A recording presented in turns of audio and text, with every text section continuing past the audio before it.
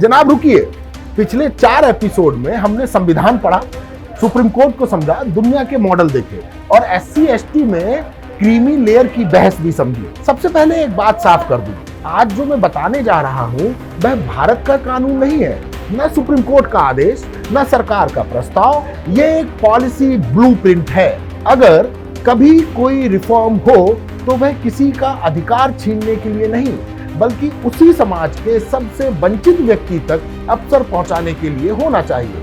सबसे आसान रास्ता इनकम लगता है, लेकिन भारत इतना आसान देश नहीं है, क्योंकि इनकम हमेशा वास्तविक स्थिति नहीं बताती। हमारे यहाँ इनकम टैक्स रिटर्न में सादगी दिखाई जाती है, लेकिन शादी में हेलीकॉप्टर से एंट्री भी हो जाती है। इसलिए सिर्फ इनकम पूरा सच नहीं बताती। अगर मुझे ब्लूप्रिंट बनाना हो तो मैं एक नहीं 5 बातें देखूंगा।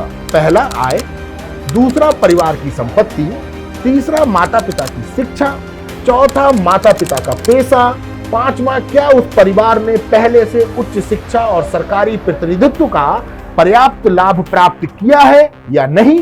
यानी एक कंपोजिट इंडेक्स, एक पैरामीटर नहीं कई पैरामीटर। और सबसे बड़ा सुधार, हर 10 साल में रिव्यू, क्योंकि अगर मोबाइल हर साल अपडेट हो सकता है, अगर टैक्स पॉलिसी बदल सकती है, अगर शिक्षा नीति बदल सकती है, तो पब्लिक पॉलिसी की समीक्षा देशद्रोह कैसे हो गई।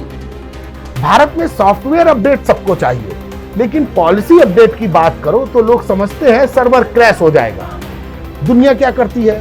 दुनिया में कोई एक मॉडल नहीं। अमेरिका एफर्मेटिव एक्शन पर बहस करता है, ब्राजील कोटा की समीक्षा करता है, दक्षिण अफ्रीका प्रतिनिधित्व पर काम करता है। यानी हर लोकतंत्र अपने इतिहास के अनुसार नीति बदलता है। यानी रिव्यू कमजोरी नहीं, लोकतंत्र की ताकत है।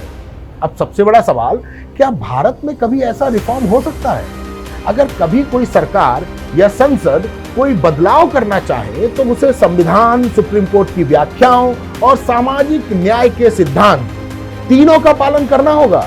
यानी ये एक इंस्टाग्राम पोल से तय नहीं होगा। हमारे यहाँ कमेंट सेक्शन में 3 मिनट में ऐसे फैसले हो जाते हैं जिन पर संविधान सभा ने 3 साल तक बहस की थी। मेरी राय आज भी वही है, अगर रिव्यू सबसे वंचित व्यक्ति तक अवसर बेहतर पहुंचाता है तो उस पर शांत दिमाग से तथ्यों के आधार पर बहस होनी ही चाहिए।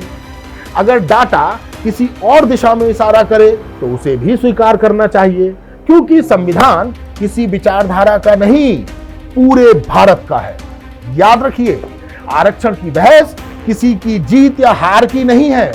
सवाल सिर्फ इतना है, क्या भारत ऐसा मॉडल बना सकता है जहां सामाजिक न्याय भी बचे और सबसे वंचित व्यक्ति तक अवसर भी पहुंचे। शायद आने वाले वर्षों की सबसे बड़ी बहस यही होगी। जय हिंद, जय भारत।